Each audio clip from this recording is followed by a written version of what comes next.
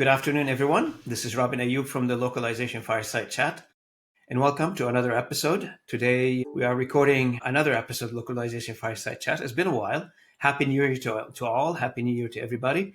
I hope 2025 brings you a lot of happiness, prosperity, health, anything that you put your mind to. I hope you achieve it in 2025. To all of our audience, welcome back. I took a few weeks off during the holidays from recording, and now back to recording and editing videos on the weekends. So I want to thank our guest who's joining me today. I have the honor to have with me Cintia Kanowitz and Bruno Herrmann. Bruno, you're a face that everybody remembers on this channel. Thanks for coming back.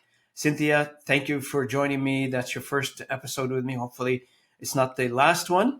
And hopefully we'll get you back again. Hopefully you enjoy the event today, the conversation today. It was great meeting you both in outside of the country in Saudi Arabia a few weeks ago in November.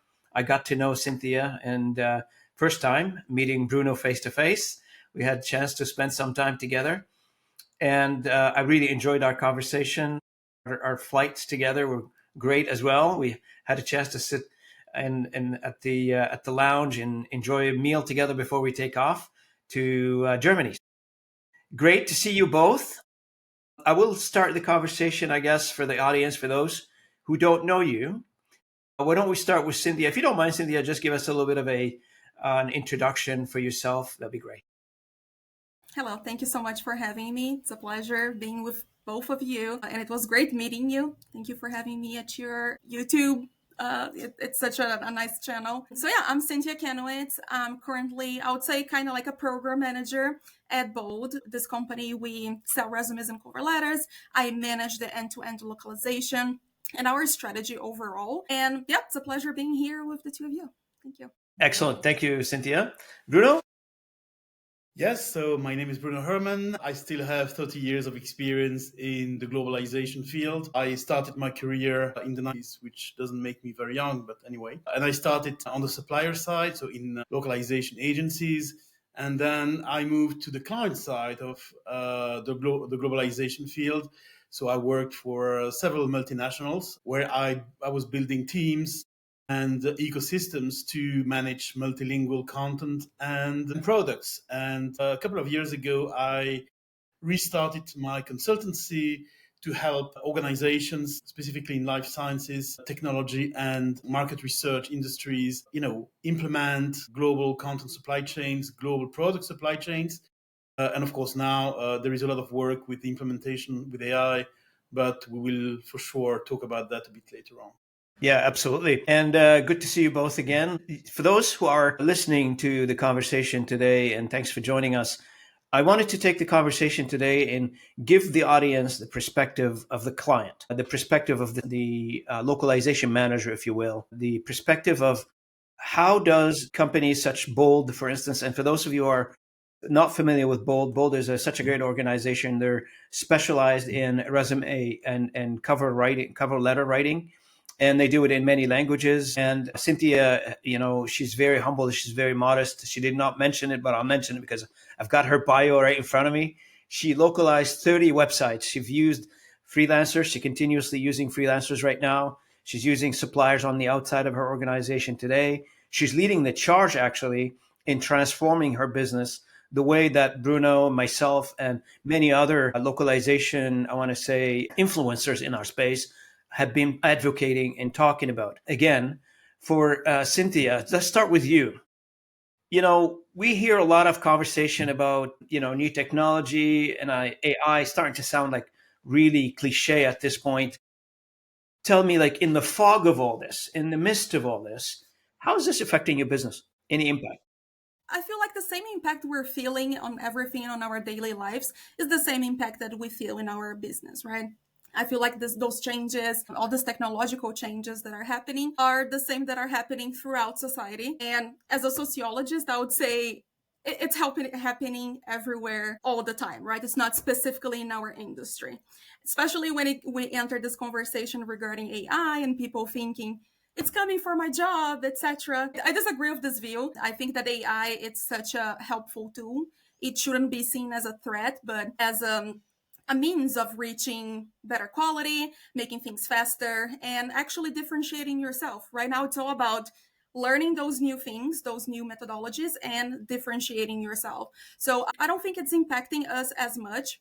Of course, on the client side, I imagine every company, every project manager, product program manager out there is probably getting those questions right from executive leadership asking, is it possible to make things cheaper and faster? But I think at the end of the day, the aspect of getting things done, it's just here to help us make things faster, not necessarily, it's not taking anyone's job, it's just increasing productivity and actually opening more markets, because by doing things slightly faster, we can do more. Absolutely. Now, Bruno, I know on the client side, you've spent, close to 15 years almost with Nielsen. Tell me, it hasn't been that long since you've left. So how, I'm talking about not decades, we're talking about a few years since your last job with Nielsen. So tell me, how does what you've had with Nielsen compare to what Cintia is experiencing today and what you've experienced today with your client deploying the new methodology and technology in place? Yeah, that's a great question. And I would, first of all, I would agree with Cynthia that the impact for me is called change. That's the key word because, well, you can call it transformation, evolution, but for me, change is really the core of what we are in the middle of right now. So that's the first point.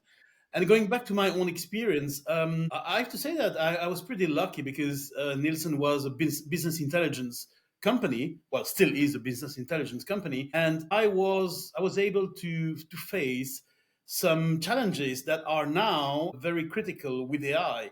The first one was data management, how to manage language data, not for AI but for BI. Just one letter of difference, but intelligence was already there, and also how to create an ecosystem where data could accelerate, could enhance, could sometimes even replace existing business processes. And I think that that's what I see right now after my long experience with Nielsen. And then I also worked several years in another BI company called IQVIA, which is in the life science company. In these companies, I was really lucky. I didn't know I was lucky, but now I can say that I was lucky that I was really exposed to a number of activities. I mentioned data management, but I could mention also the globalization processes and also, as I said, technology ecosystems that were very complex. So these were very complex companies, but I enjoyed that. And I still enjoy it now as a consultant because I realized that a number of organizations are,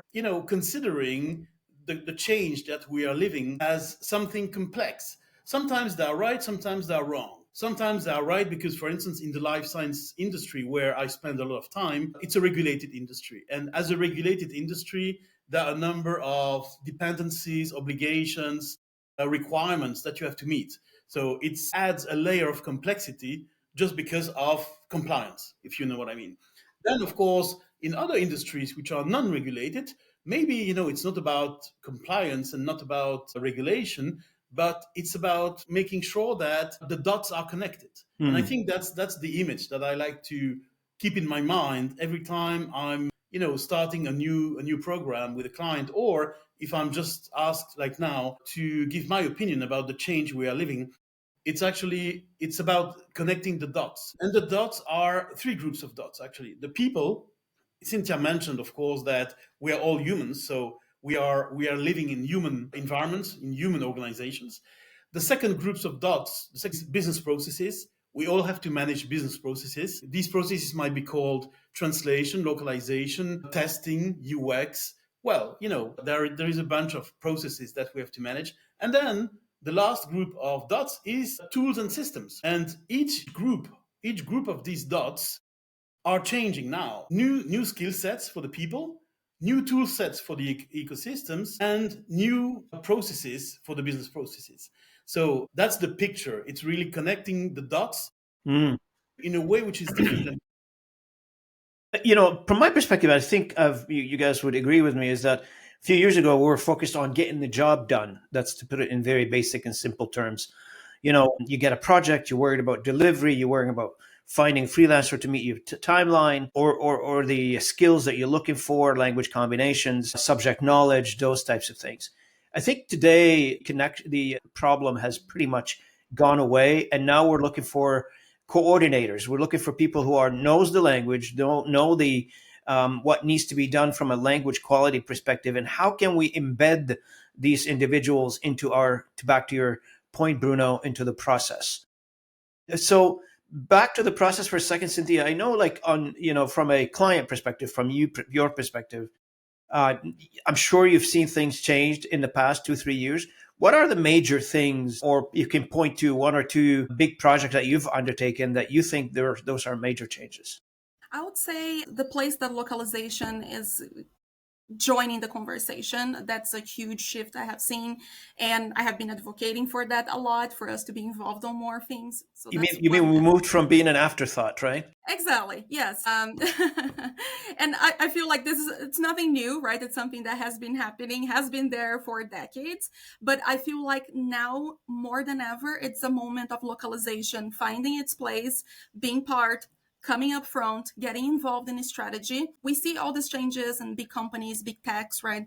Silicon Valley downsizing their localization teams. So this is the moment to show value. Is the moment to show how effective our localization strategy can be, how much value we can bring to the company. And yeah, it's all about bringing value and being effective. And the way we're also measuring things within localization has changed a lot. We're not just stuck on checking some numbers and framework. It's a much more complicated way of rating satisfaction of our user, right? We need to be much more involved in product development than just, okay, those are the localization metrics. We did this many thousand words, million words, and that's it. No, we need to show how much value have we delivered. How are we involved on conversion rate increasing? So that's the biggest shift I have been Yeah, seeing. yeah, that's right.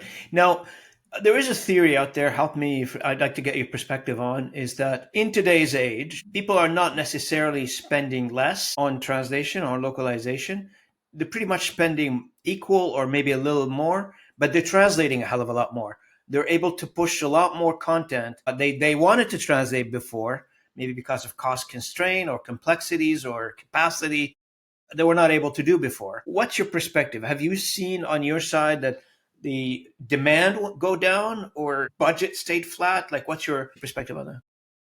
The field has been pretty equal and growing exponentially, the number of requests, the amount of things that we need to be involved. And also, we also need to demand in the same way and make sure, okay, if we're increasing the number of projects by 3 times, we need to also increase budget. We need to request another position for another project manager to support this specific project. So in my case, things have only been growing. It's been growing. Thanks for clarification. Now, Bruno, Cynthia mentioned something very interesting, which is, conversion rate on the translation outcome or on the translation projects, right?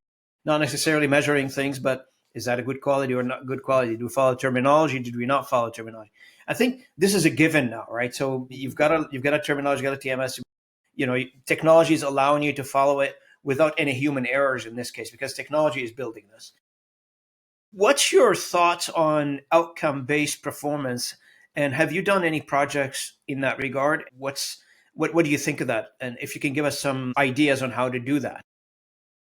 Yeah, that's a great point. Actually, I was going to say that right now, as a consultant, I'm just acting in the same way as when I was a permanent employee on the client side. In other words, I'm walking in the shoes of a client, even if I'm consultant. And indeed, most, if not all, actually, I have to think probably all clients, I don't have 100 clients, but all clients working with me for the moment or working with me last year, they have a perspective on multilingual content and multilingual products, which unfortunately is not very well understood by some suppliers. Not all suppliers, but some suppliers. Suppliers are seeing the production, the productivity of the amount of translated content, the amount of words, the million of words. And so it's a very productivity oriented picture that they have because they have to deliver that to the client. And the client is going to create the value with this delivery subsequently. But the client, on the client side, people and specifically decision makers are looking at projects regarding, projects involving multilingual content, localization, translation, or products, multilingual products, as a part, an important part, but as a part of something bigger, which is called global content operations, global content supply chains, global product supply chains. My view has never been very popular about that, because I remember in 2008, I made my first presentation, and it was called Elevate, Integrate, Celebrate. And the message to the localization industry was, if you want to create more value, make sure that you or the people on the client side are elevated so that they don't remain as the commodity level. Because otherwise, of course, the discussion, the outcome will be just very commodity oriented. So not very value driven, but more commodity oriented. So that's the elevation. Then integration in global content supply chains. And this is where some people are reluctant, because they believe that localization or globalization should stay apart. It should be a different entity in the business, but a little bit disconnected from the other players in the supply chain. And these players are the content designers, the content developers, the UX people, etc. So that's the integration. So once people, localization, globalization teams are integrated, and sometimes even suppliers can do that, are integrated in the supply chain or the content operations of the client, then they can be celebrated. Because the value of what they do, the outcome of the project, will no longer be the millions of words or the number of languages or the number of markets. It will be what has been the real impact on the bottom line, and what has been the real impact on the customer experience. Let's be clear. That's where, of course, it becomes, as an outcome, it becomes something very different than something which is just production oriented. We call it. I remember this term about metrics, vanity metrics. The vanity metrics in my teams, when I was leading teams, we had vanity metrics. We could say we were localizing for 35 markets, and we translated 15 million words last month. But that was never impressing anyone in the organization, because the people were saying, oh, great, so what? And the so what is exactly what is missing in the outcome. And that's why I've always been preaching, although, I'm working right now with a couple of brave LSPs that are accepting my view, but believe it or not, it has never been very popular on the supplier side, just because there is this misunderstanding, sometimes this misconception of how clients are actually considering translation, localization, globalization.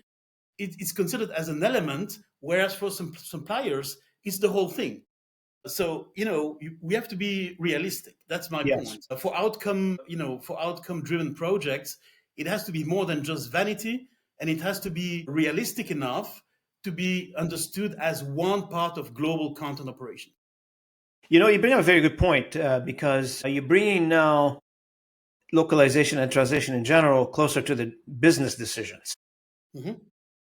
Back in the days, even now, there are some companies where translation on the client side, that they are not close to the business decisions. They're an afterthought in the business, right? So, it's just like, and I hate to say this, and it shouldn't be the case. And if anybody's listening to this message, that may change I hope they change their approach to this. Is localization, it is not equal to your mailing services. It's not equal to your, any other adjunct services that you have in your business, that it's necessarily evil, as they say, right? So it's more than that, because it's your written word, it's your image, it's who you are as a business. Now, when we talk about outcome, and I'm addressing Cintia in this question, talk about outcome in the localization or in the translation. A lot of outcome is based on business outcome, meaning that, did I convert more visitors to your website? Did I generate more sales by translating it correctly, translating project correctly, etc.? Is this your understanding? Is this how you're measuring things in your world, or you have not gotten to that level yet?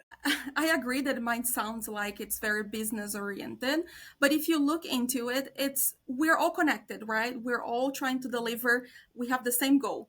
As a company, we're all trying to make sure we deliver a quality product that satisfies our client, our user. So in the end of the day, those metrics that are often seen as something outside of localization, those metrics belong to us as well. We're part of this ecosystem, as Bruno mentioned. We're doing this together. We have the same goals in mind. So I don't differentiate those goals and those KPIs at all from product and localization. I think we're united on those. That's right. But have you done any real metrics though for things like conversion on your website or increase of sale? Have you done any metrics? Do you have any examples? No? We have been asking for more and more data with time. One of the things we did this past December is put together all the conversion rates of all the sites we localized overall since we started doing this, and making sure we keep track of all of those numbers and keeping like metrics that we can keep for future use, in the sense of, okay, this is the existing conversion rate today, and today you were asking me to work on this full audit for your website, so I'm going to take a screenshot today and take a screenshot in 6 months from now and have those numbers, because then it's a clear way of proving how localization is involved in improving those numbers. That's the return on investment that everybody's looking for, right? So what is the ROI on translation, correct? Now from Cintia, while I got you, like on the mic here, think about, if you don't mind, one of your best supplier that you're working with. What are the 2 or 3 characteristics that you like about them? Okay, right now we have most of our things in-house. One of the few things we still outsource, that we're still using vendors, is when it comes to like recording some sort of services, for example, phone services, IVRs for our phone department. And that's one of the things that we need the most, because we don't have a studio. You need to have this specific voice. They have a bigger pool. So those were one of the reasons why we would go to a company. But of course, there's also, we need to keep in mind pricing, etc. So we're always reevaluating those details to make this decision. So usually, just to summarize, are the things that are harder for us to keep up in-house. And so if you were to say, I'm dealing with company A and I like 1, 2, 3 things about that company, what would that be the attraction? Is it fast? They're fast, they're convenient, price, cheap. I don't know. I don't want to put words in your mouth. I'm trying. I would say convenient. It's easy to send this than having to deal with all the setups of making sure the audio is going to be delivered perfectly. There's no background noise. You're specifically talking about interpretation, right? Exactly, yeah. Phone services and this type of recording. Because since we have all of those freelancers, it would be complicated to ensure the same level of quality. So it's just easier to send to an expert to do that part. Absolutely. Hey, Bruno, on your side, like and I know you deal with a few LSPs out there, has anything changed? I know some of them are trying, but do you see any dramatic change in the way they're going to the market, in the way they're offering their services, in the way they're speaking about our services? Yes, for some of them, not all of them. And that's probably the main challenge in the localization industry or the language industry right now, is that a number of suppliers haven't made the move yet. But talking about those who have, changed the way they address the market, the way they want to keep creating value with their clients, because at the end of the day, that's the end of the game. Yes, in the past, when I say that, until maybe even 18 months ago, many language services suppliers, and I'm talking here about services, not technology, but many LSPs, as we call them, were clearly positioning themselves as offering translation, localization, transcreation, terminology management, etc. With AI, specifically with generative AI, they saw that the age of traditional language services was over. It was now more about to create value with language in a more extended way, with what we call, what I call, and I know it's terminology that is becoming now more mainstream, content and data services. So why content services? Because language is much more than just translation, localization, or even, globalization. Language is everywhere. When you think about one piece of content or one product, language is there from day one, because the way you design, the way you create your content, even if it's just one language, it's in English, language is there. It has to be right from day one, from the outset. There is no way to say, oh, we'll see if English is fine at the end. No, it has to be done. Even in the architecture of the product. Yeah, exactly. And that's why, I keep preaching for, a better collaboration between clients and suppliers, specifically product and content teams on the client side, and people, project managers and linguists on supplier side, because if they understand each other, they will finally say that language is much more than what they are doing today. And when I say content services, I will give you just one example, but a very, if I can use that term, because I see it a bit everywhere now. Finally, it's becoming more reality. It is the conversion of, first of all, the management, and then the conversion of assets being the files, so PowerPoint, PDF, Word, etc. The conversion of these assets into data to train the language models. When I say it in 1 second, it sounds easy, but it's quite complex. You have to do that right.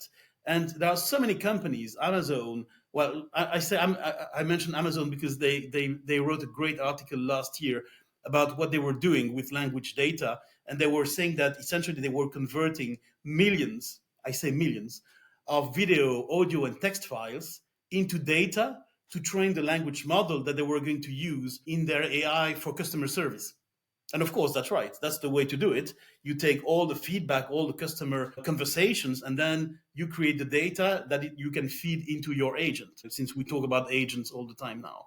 So I think that this is the traditional language services age is over. And that's what many clients know already. But there are not enough suppliers who know or accept that. And as a result, they keep offering traditional language services, which are no longer relevant or no longer value driven for clients, because clients are already in another age, which is content and data services. And if I had to create an LSP today myself, which I won't do, don't worry. But if I had to set up my own company as an LSP, first of all, I would not call it an LSP. I would call it probably a language business partner or something like that. But I would say that my offering, my value proposition would be to my clients, how can I help you manage your multilingual assets, data, models, effectively, cost and time effectively. And that means, of course, that I would use my expertise in language management, but I would do much more than that. I would do much more than just offering translation localization. As I said, I would help my clients create and manage language data, even create prompts. In prompts, the language is critical. If the language is not well used in prompts, the output is just rubbish. So you see, that's the very, I love this evolution, but I know on the supplier side, not everybody does that. And to take another point to what you were just saying, which is absolutely true, is resistance to change in those LSPs and in hope. There's a hope and prayer there, right? So they're hoping in their mind that I have enough market segment attached to that particular services that I'm offering that will stay around, that will not move, that will always be there. I hope they do. I mean, I don't want anybody to be unhappy, but at the same time, the world is completely changing. And, what we're talking about, I was just having a conversation several weeks ago about this topic, this whole AGI that we're in right now, and AGI is still in its first phase. In a year or two from now, or maybe more, maybe less, God knows, but things are moving fast.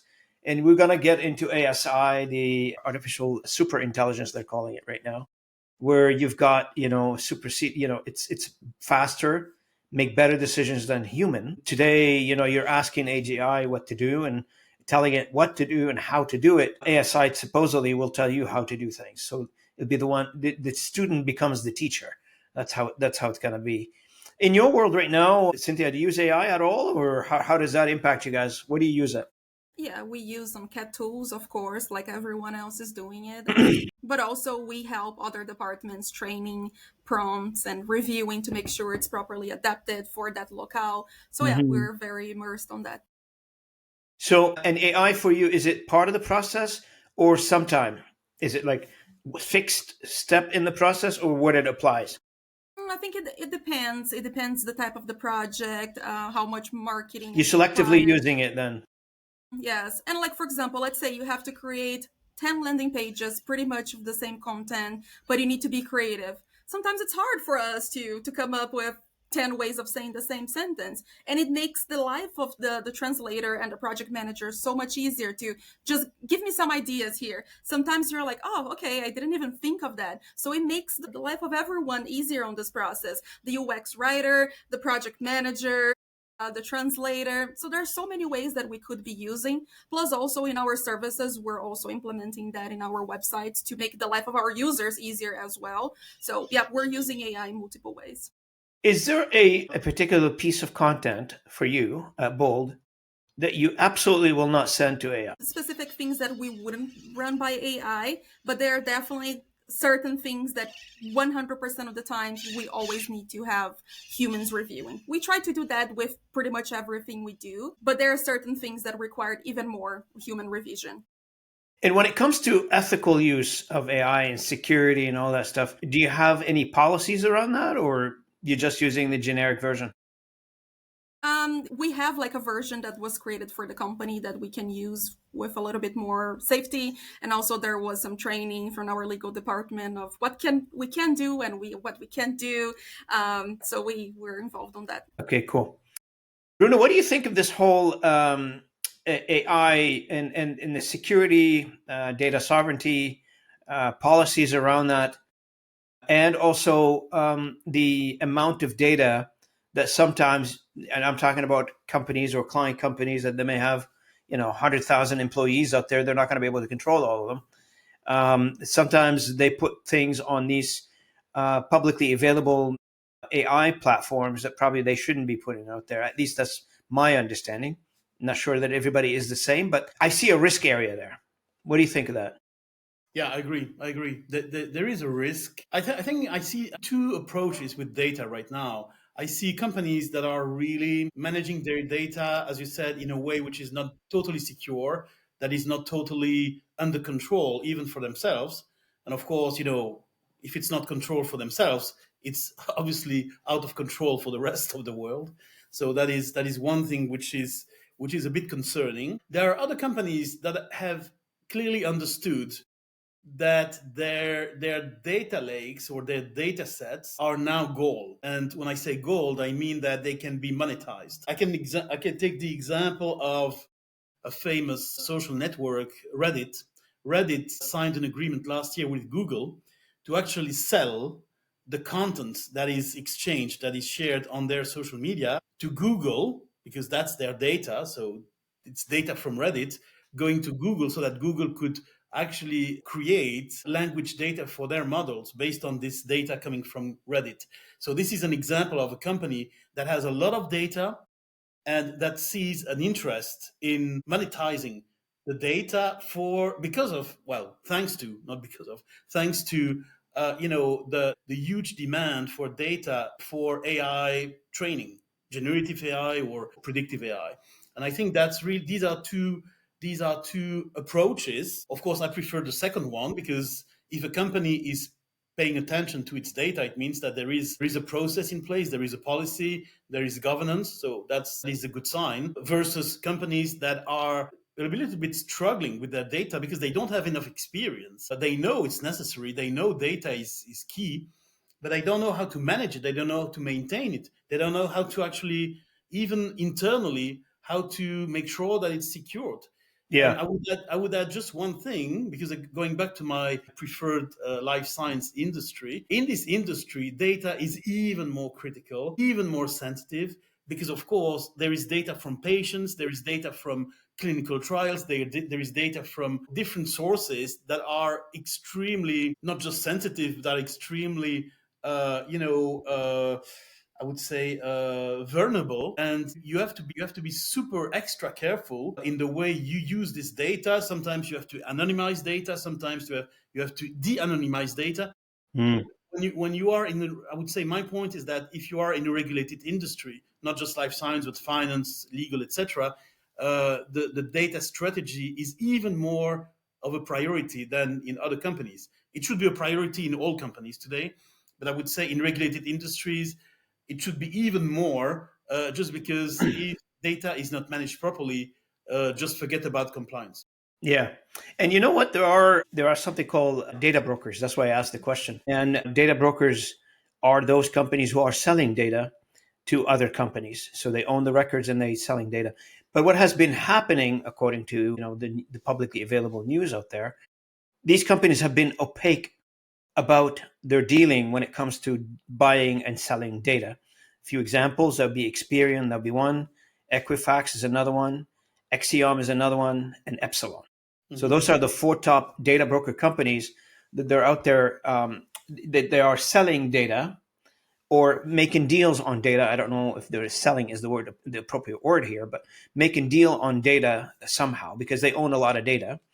And the theory there is that there is an arm length distance between the company that owns the data record and the person that actually originated the data. So let's say you go fill out a credit application for something. You fill out a credit application for something, Equifax collects the data, and you don't talk to Equifax on a daily basis.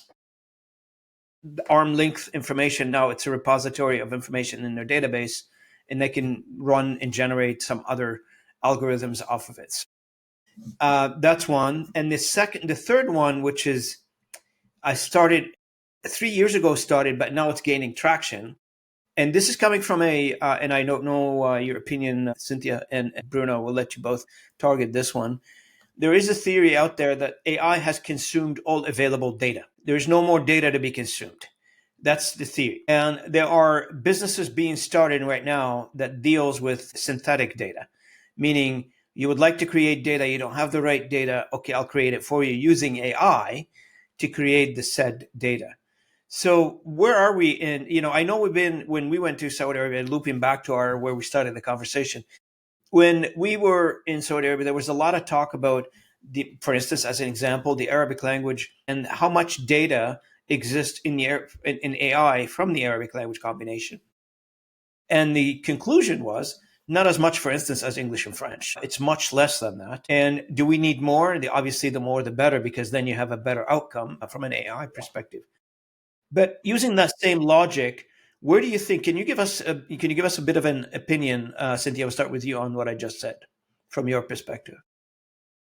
Yeah, I think synthetic data is definitely being used for some testing and figure out optimal scenarios for our users instead of dealing with real data.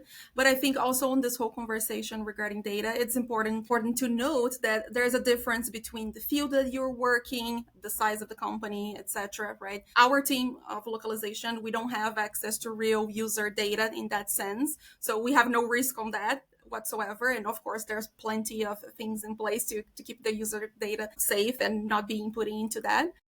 But yeah, we have specific scenarios that we use synthetic data to test when we're creating specific sentences to put in our website to run some tests that are produced. Those sentences are produced by our linguists. So we're pretty much fabricating that instead of using the things that were input by the users. So synthetic data is being used in certain cases now.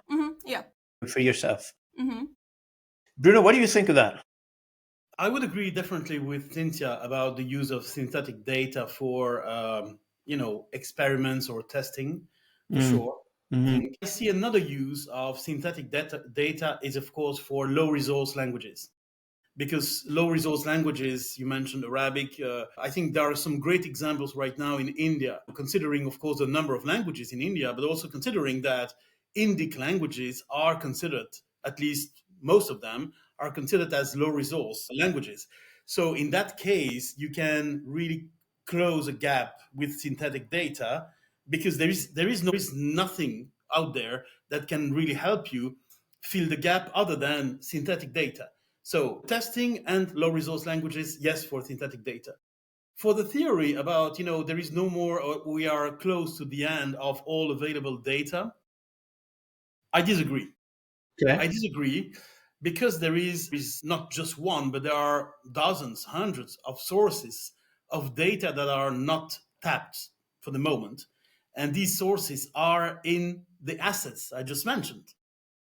Most companies, not just e-commerce, because of course I think there are many examples in e-commerce, but most companies, if not all companies, they have sometimes just a few dozens, sometimes millions of files that they created. PowerPoint, as I said, video files, audio files, recording of customer conversations, etc. All these files are not data yet, but they can become data.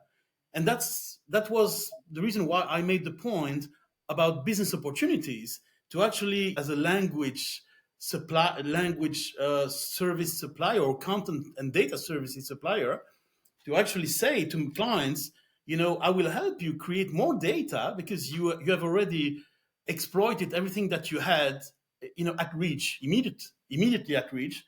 But I can help you convert all these assets into data so that you finally have more data. So I think that the reason why I disagree is because, yes, I agree. If we look at data that is available immediately, it's a bit like oil. Sometimes people say there is no more oil because it's the oil at the surface. But if you dig deeper, there is find more more oil. oil. But you have to make an effort. I love that analogy, Bruno. I'm going to use it. Feel free.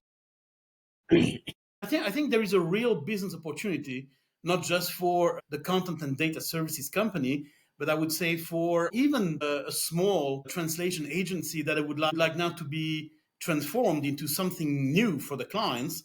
Because then, it's just one service. It's the conversion of assets into data. But there is so much to do. And okay, I have no time now to explain that, but there is so much to do that there is a real opportunity to say, yes, data has been used and overused, but there is more data that can be created other than synthetic data, of course, by looking at all these. I'm just curious. I would like to get data about, even in multinationals, the millions of files that are stored on the cloud, the millions of files that have been created by marketing, by product management, by communications. All these files are there and it's content, but it needs to be converted from crude oil to gas.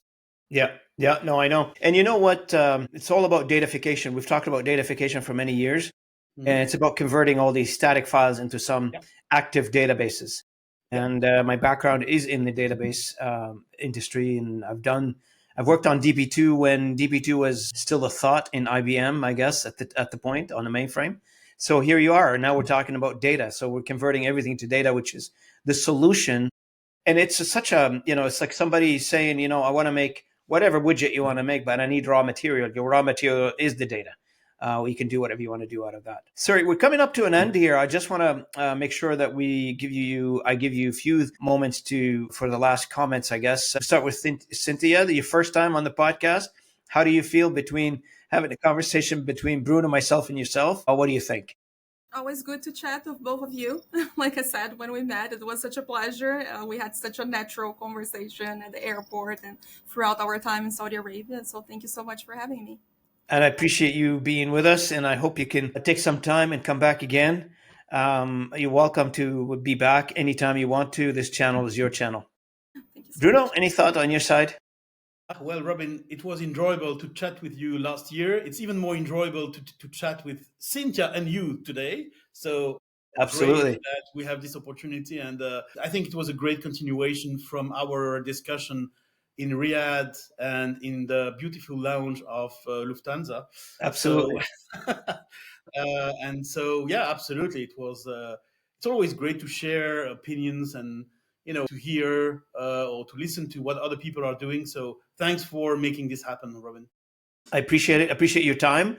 Cintia, Bruno, thanks so much for our audience. I thank you so much for joining me today. Thanks for listening in if you're coming in on our podcast. And thanks for reading the blog. I'm noticing a lot of people are reading the blog because it's easier way to capture the summary of the conversation. You can catch our blog on robinayoub.blog if you want to check it out. You can see previous episodes all summarized on the blog site. And also, thanks for you if you're joining us on YouTube. I appreciate it if you can like, subscribe, or share or comment, whatever you prefer. Thanks for our audience for supporting us. We're approaching 500,000 views in less than a year and a half on a very niche channel with it's just something I do as a personal favor to the industry, I think. And nobody's paying me to do this. And I enjoy doing it. And I take pleasure in speaking to our guests today and the future guests in the future and the past guests that we've had on this channel. Up to 94 guests on the channel in the year and a half. So thanks so much for everybody for listening in. Thanks for our beautiful guests that they joined me today. And I look forward to future conversation. For our guests, don't leave after we stop recording. the videos still need to upload. Thanks so much for everybody. Thank you.